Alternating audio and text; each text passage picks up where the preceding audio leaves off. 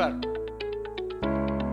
Padre Celestial, queremos engrandecer tu santo nombre, queremos profundizar hoy en tu palabra para conocer tu corazón, profundizar hoy en tu palabra para salir de aquí y darte a conocer. En nombre de Cristo Jesús oramos. Amén. Amén. Muy bien, hemos estado en el libro de los Corintios ya, ¿cuántos? ¿15 semanas? 15 semanas, muy bien, me gusta eso. Es de gran bendición saber que hay iglesias que estudian la Biblia libro por libro.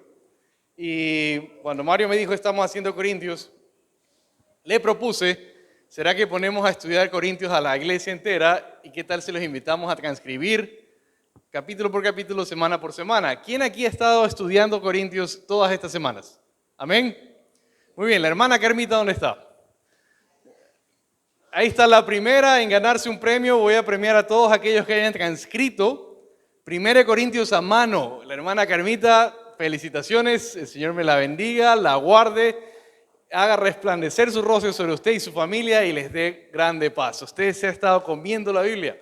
¿Quién más ha estado transcribiendo? Al final de la prédica, los que hayan traído su transcripción, o también la próxima semana, porque hay un capítulo más, van a recibir un premio. He traído una cajita con este libro aquí para que ustedes pudieran seguir estudiando la Biblia. ¿De dónde sale esto? En el 2004 conocí de Ministerios Precepto, que ahora soy el representante de Ministerios Precepto en Ecuador. En el 2000, hay mucho eco. En el 2004, gracias, muchas gracias, escuché por primera vez que si uno estudia un libro de la Biblia en 3 semanas, en la reunión de estudio bíblico, y luego el domingo se predica sobre el mismo libro de la Biblia, he ahí el crecimiento, no solo numérico, sino también espiritual de la iglesia.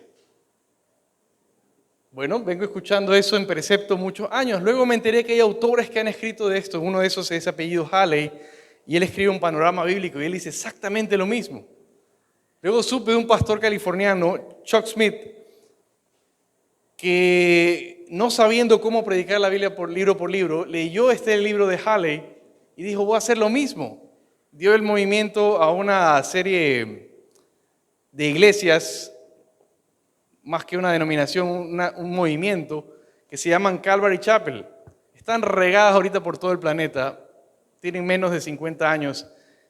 No es una denominación histórica definitivamente, pero se come en la Biblia. Ahora, hace 6 años más o menos, estuve en Milagro, en la ciudad de Milagro, y el presidente de la denominación Alianza hace lo mismo.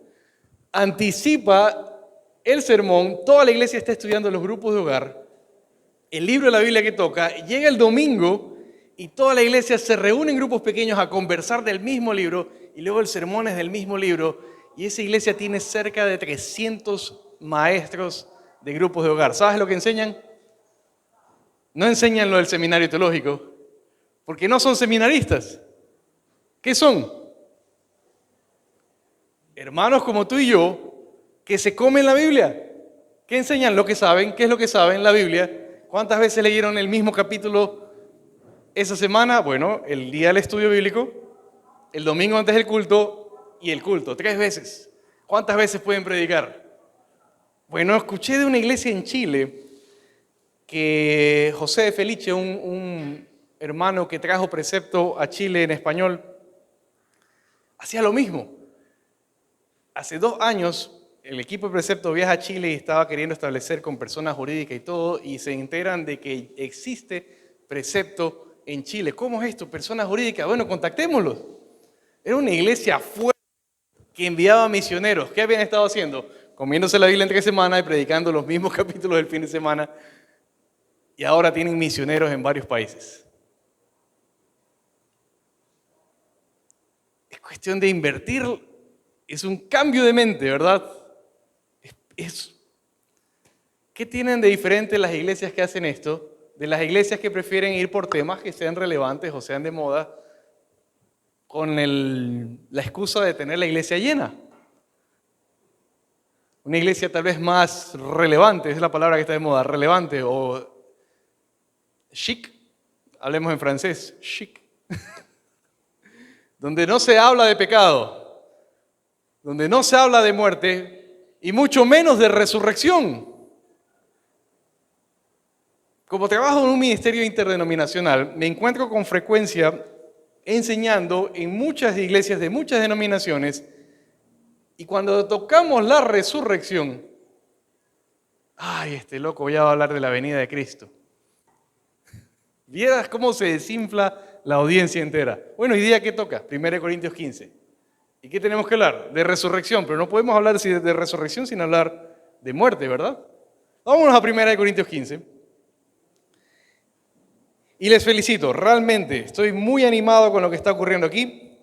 El día miércoles estuve con ustedes, los que están en el estudio los miércoles, fue de gran bendición para mi vida y espero también que el día de hoy sea de gran bendición para ustedes y para mí también.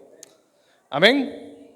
Muy bien, vamos a los Corintios capítulo 15. Como breve repaso, todo el libro de los Corintios o la carta a los Corintios la podemos dividir en dos. La primera parte serían, en efecto, problemas, ¿verdad? En la primera parte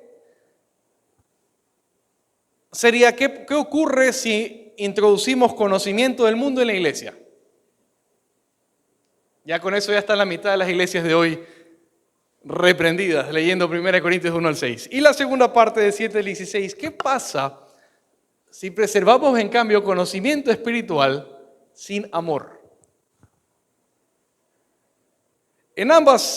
Para ambas secciones la exhortación es la misma. Vamos a 1 Corintios 3, 17. Eso es lo que hace el conocimiento del mundo en la iglesia y la sabiduría espiritual sin amor. Dice 1 Corintios 3, 17, si alguno destruye el templo de Dios, Dios lo destruirá a él, porque el templo de Dios es santo y eso es lo que vosotros sois. El conocimiento del mundo jamás admitiría algo como la resurrección. Vamos a 1 Corintios 4, tal vez el verso 8, 7. Dice, ¿quién te distingue que tienes que no recibiste? Y si lo recibiste, ¿por qué te jactas como si no lo hubieras recibido? Y aquí Pablo confronta directamente a lo que estaba pasando en la iglesia de los Corintios. ¿Ya estáis saciados? Verso 8. ¿Ya os habéis hecho ricos? ¿Ya habéis llegado a reinar sin necesidad de nosotros? Ojalá hubierais llegado a reinar para que nosotros reinásemos también con vosotros.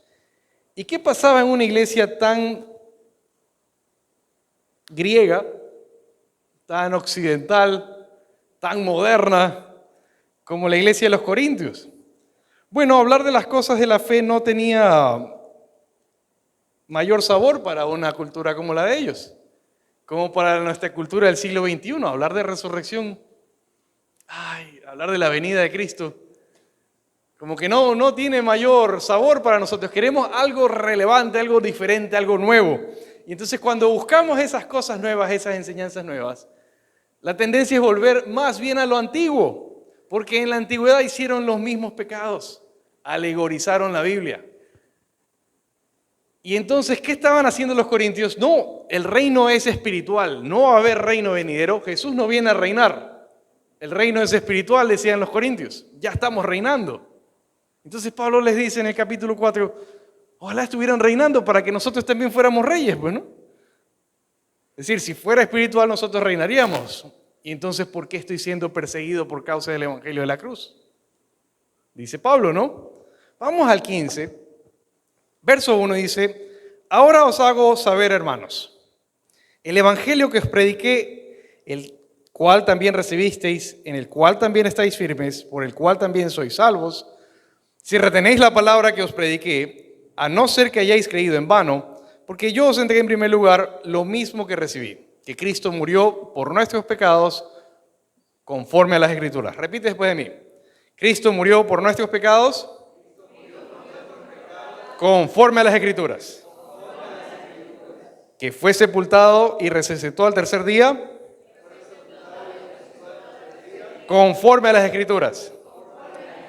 Que se apareció a Cefas y después a los 12 y luego se apareció a más de 500 hermanos a la vez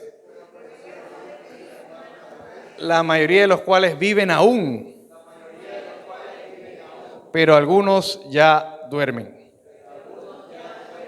Después apareció a Jacobo y luego a todos los apóstoles y al último de todos, como a uno nacido fuera de tiempo, se me pareció también a mí. Ese es Pablo. Verso 9, no es falsa humildad. Miren verso 8, porque yo soy el más insignificante de los apóstoles. Que no soy digno de ser llamado apóstol, pues perseguí a la iglesia de Dios, pero por la gracia de Dios soy lo que soy, y su gracia para conmigo no resultó vana.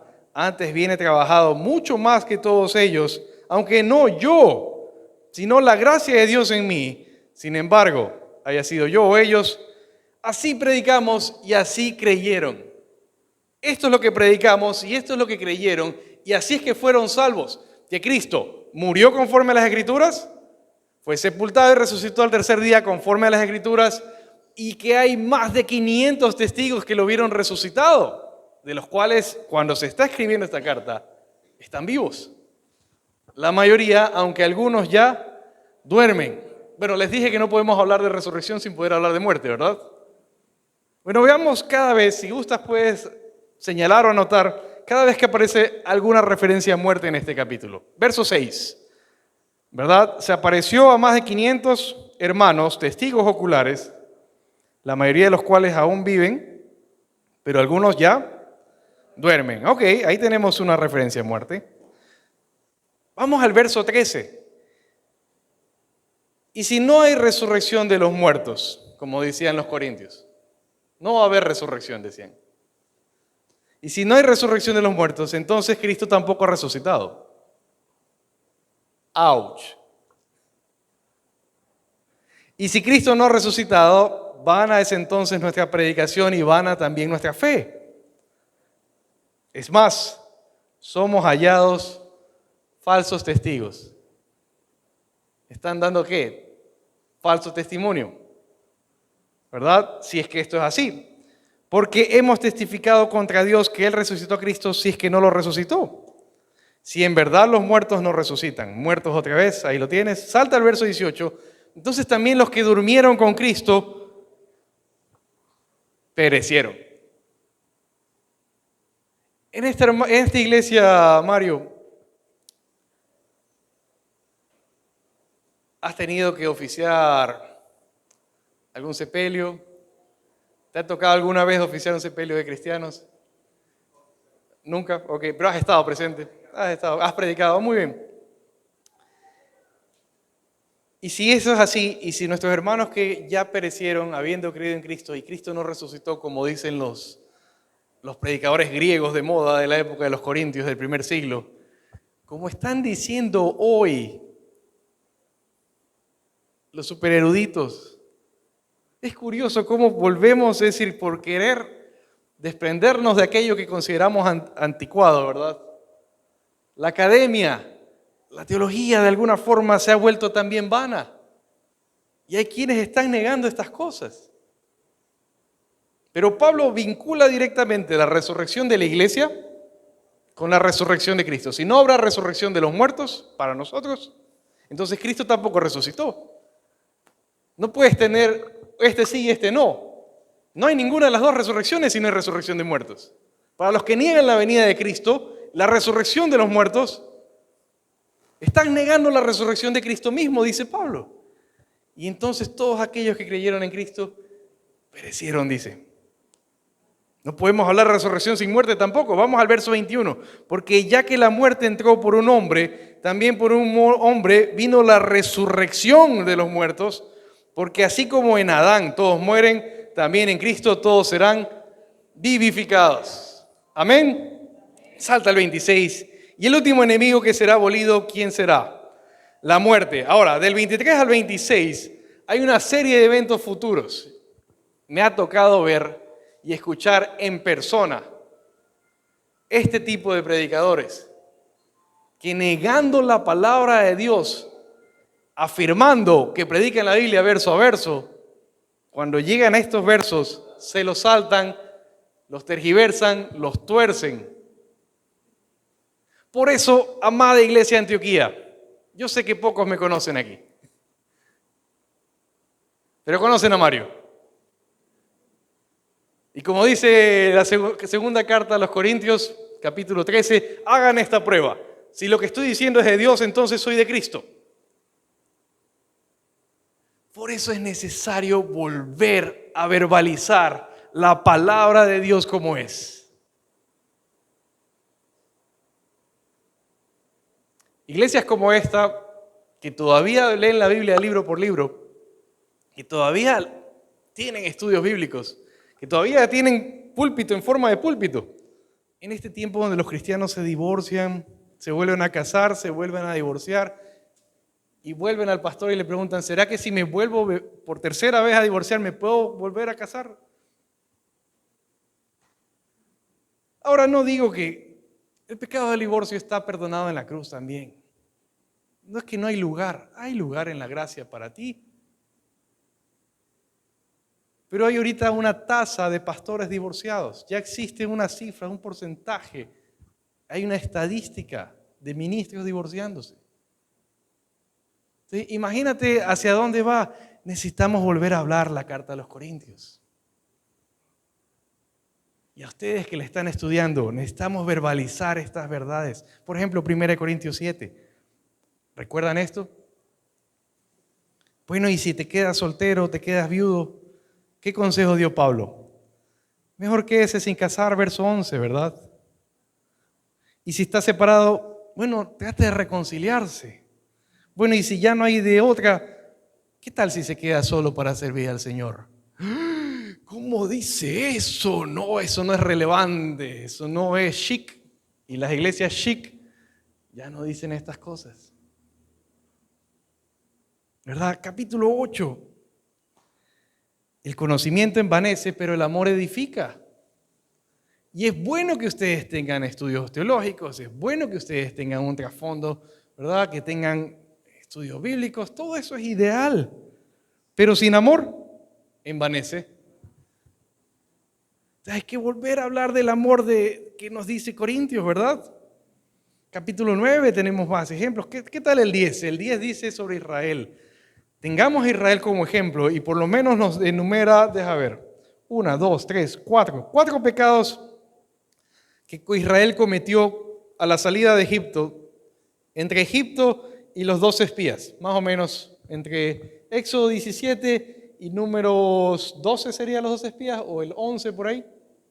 No recuerdo exactamente el número, pero en ese rango. 4 pecados que cometió vez tras vez, tras vez, tras vez, tras vez, y las 4 veces los juzgó Dios.